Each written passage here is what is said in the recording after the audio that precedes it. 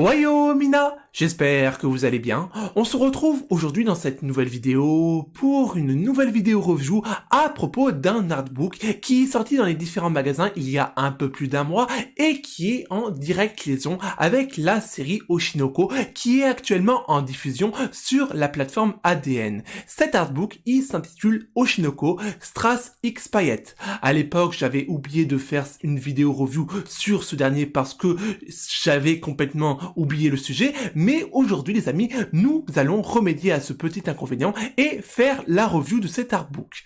Mais avant toute chose, n'oubliez pas de vous abonner à la chaîne si ce n'est pas déjà fait et de laisser un j'aime à la vidéo, ça ferait extrêmement plaisir et ça aiderait grandement pour le référencement de la chaîne. Veuillez noter également qu'il est tout à fait possible de se tenir au courant de l'actualité manga et animé à travers l'onglet communautaire de la chaîne YouTube. Bah écoutez, maintenant que nous avons terminé avec l'introduction de la vidéo, nous allons pouvoir commencer notre vidéo en bonne et due forme, mais avant toute chose, on va opérer un petit changement d'overlay parce que il faut se mettre en bonne condition pour pouvoir observer le contenu de l'artbook. Donc, je vais vous laisser ici et vous retrouver dans un tout petit instant pour la review du fameux artbook d'Oshinoko. À tout de suite.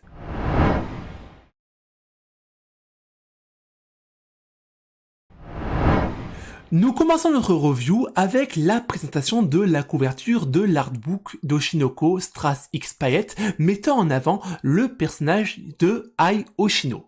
À côté de cela, nous pouvons remarquer la présence des différents marquages propres à chaque livre, donc qui sont présents soit sur la quatrième de couverture, soit sur la reliure externe du livre, et une fois ceci analysé, nous allons pouvoir enchaîner avec l'ouverture de l'artbook et nous allons tomber sur l'artworks de Ai Oshino présent sur la première de couverture, mais ceci dans sa forme d'origine créée par l'auteur et personnellement je trouve que l'artworks originel est vraiment très bien œuvré dans sa mise en composition. Ensuite, on enchaîne avec la page suivante qui va mettre en avant le sommaire du livre qui va regrouper trois grandes parties. La première partie sera consacrée aux illustrations des personnages, la deuxième partie sera consacrée à la création de l'œuvre, et la troisième partie sera une interview globale sur les auteurs Aka Akasaka et Mengo Yokoyari. Pour ce qui est du début de la première partie réservée aux illustrations propres à chaque protagoniste, nous commençons avec la première sous-partie réservée aux personnages de Ai Oshino. S'ensuit ensuite une série d'artworks qui sont vraiment très bien illustrés et j'ai envie de dire qu'il y en a un que je retiens parmi tous ceux qui sont présents sur le bouquin, celui que je vous montre ici et qui, à mon humble avis, aurait été beaucoup plus intéressant à mettre en première de couverture que l'artworks qu'on a vu précédemment. Mais ça n'engage que moi.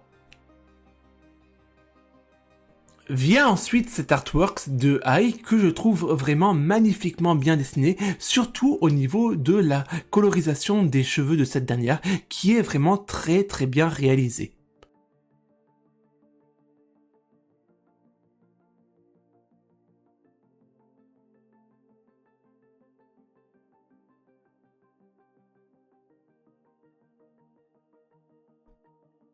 Une fois que nous sommes arrivés au terme de la première sous-partie réservée au personnage de Ai Oshino, nous allons entamer une sous-partie réservée au personnage de Aqua.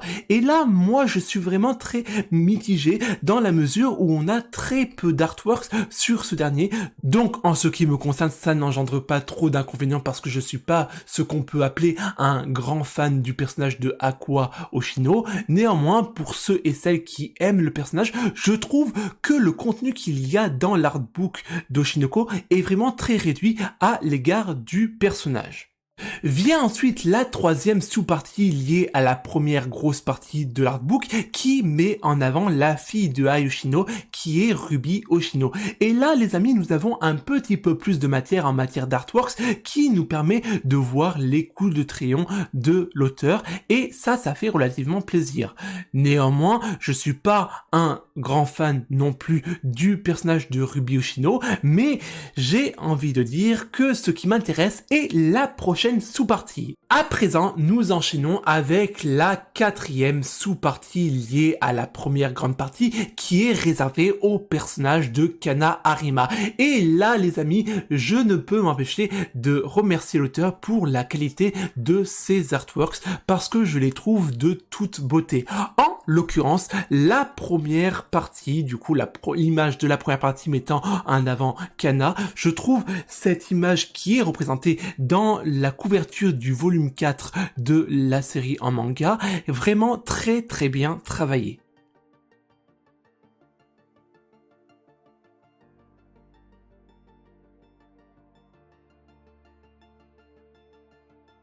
Par la suite, nous arrivons rapidement à la prochaine sous-partie qui met ce coup-ci en avant le personnage de Akane Kurokawa que j'aime au même niveau que Kana Harima. Là, franchement, on enchaînait avec les deux sous-parties que j'attendais le plus dans l'artbook à proprement parler. Et au niveau du contenu, on n'est pas en reste parce qu'il y a énormément de matière et ça fait extrêmement plaisir.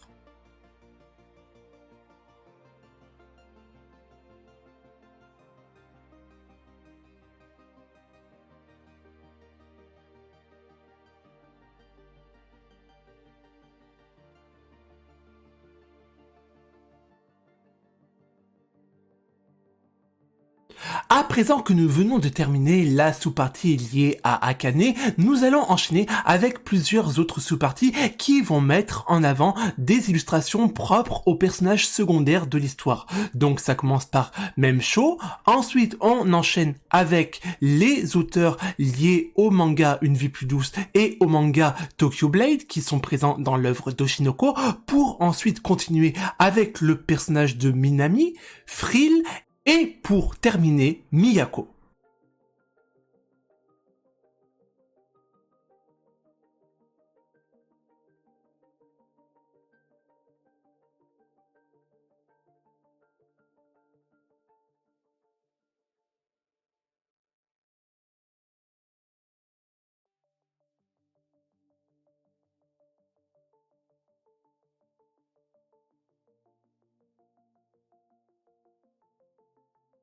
Vient ensuite la partie réservée aux illustrations en duo, mettant en avant deux personnages, et qui est, selon moi, relativement intéressante.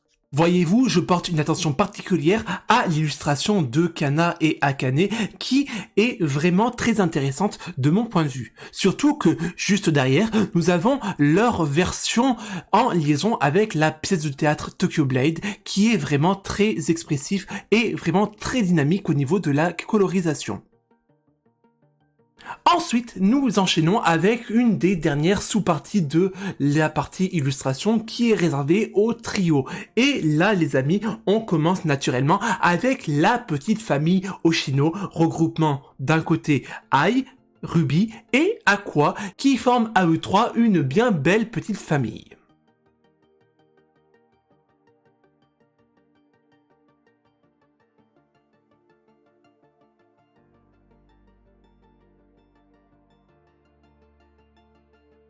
Vient ensuite, pour terminer la partie réservée aux illustrations, les illustrations Choupi, comme c'est présent dans le livre, même si moi je préfère mieux les appeler Chibi, qui met en avant les différents protagonistes de l'histoire d'Oshinoko. À côté de cela, nous avons une série de différentes illustrations propres aux anniversaires de l'œuvre, qui ont été vraisemblablement postées sur le Twitter X d'Oshinoko, puisque je les ai vues moi-même personnellement.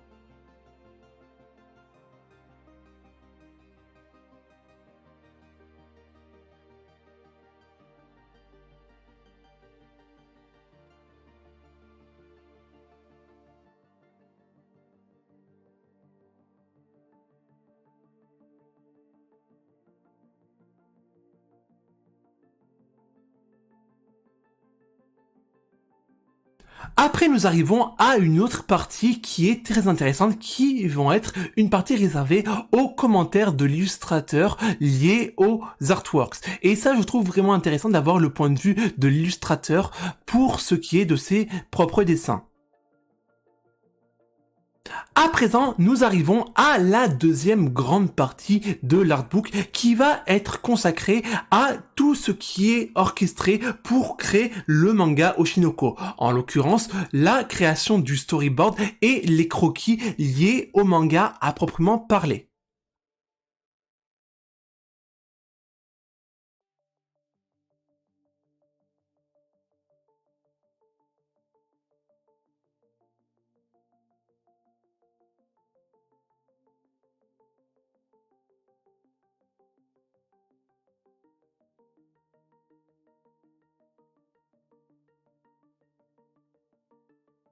Vient ensuite la troisième et dernière grande partie de l'artbook qui va être consacrée à une interview croisée des différents auteurs de l'œuvre de Shinoko, Aka Akasaka et Mengo Yokoyari. Mais dans la globalité, ce qu'ils disent est vraiment très intéressant et c'est ce que j'en ai retenu lorsque j'ai lu les interviews présentes dans l'artbook.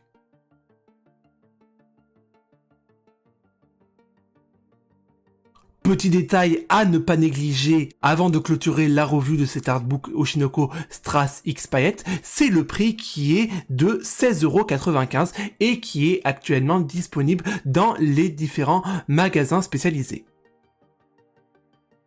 Eh bien, nous avons tout doucement terminé notre review de l'artbook d'Oshinoko Strass X Payet et nous retrouvons dans un tout petit instant pour la conclusion de la vidéo. À tout de suite.